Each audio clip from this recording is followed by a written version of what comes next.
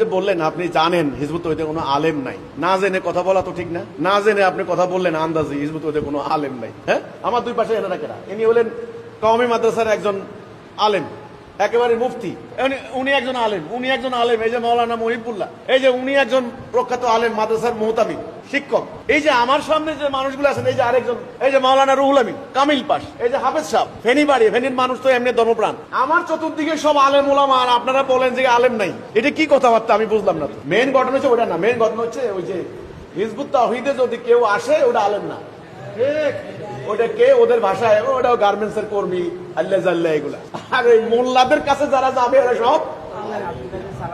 আজকে আমি গোল টেবিল বৈঠক করলাম, এখানে অন্তত শতাধিক আলেম ছিলেন। এরা কারা? এদের সবার পরিচয় দেখেন না। কোনোটা কওমি আলেম, কোনোটা আলিয়ার আলেম, কোনোটা সুন্নি মাদ্রাসার আলেম, কোনোটা হলো হেফজখানার। সবাই তো আলেম। যে আলেম যাদেরকে বলে আর কি, মানে মাদ্রাসার প্রাতিষ্ঠানিক সার্টিফিকেট ধারী যারা, তারা হচ্ছে আলেম। যদিও আমি এই সংজ্ঞাটা কিন্তু আল্লাহ রসুলের সংজ্ঞা না, আলেম নাই। এটা আপনার কে বললো? আজকে তো আমাদের এখানে শতাধিক আলেম উপস্থিত ছিলেন এই গোল টেবিল বৈঠকে। ওরা মাদ্রাসা ওই যে মানে ইয়ার কি বলে, রাস্তার পোলা ফাইন্ডে মাথার টুপি আর জুব্বা একটা দিয়ে মিছিলে নিয়ে গেলে বলো সব আলেম, সব আলেম।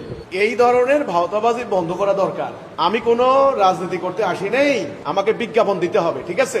হিজবুত তাওহীদের শত শত আলেম এখন কাজ করছেন, হাজার হাজার লক্ষ লক্ষ আলেম হিজবুত তাওহীদ আন্দোলনের জন্য দোয়া করছেন, সমর্থন করছেন, সাপোর্ট করছেন।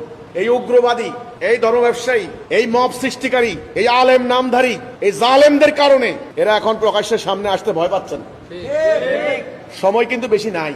আজকের এই সম্মেলন, আজকের এই গোল টেবিল বৈঠক, আমি যে বক্তব্য দিয়েছি সেটা আপনারা দেখেন। এখানে আলেমরা প্রত্যেকটা ব্যাপারে তারা রায় দিয়েছেন, জনগণ সেটা দেখবে। কাজে আমার এটাই কথাটা, হিজবুত তাওহীদে আসলে আলেম না, আর ওই যে ওদের কাছে গেলে আলেম। আমার কাছে যেগুলি আসবে এগুলি সব জালেম।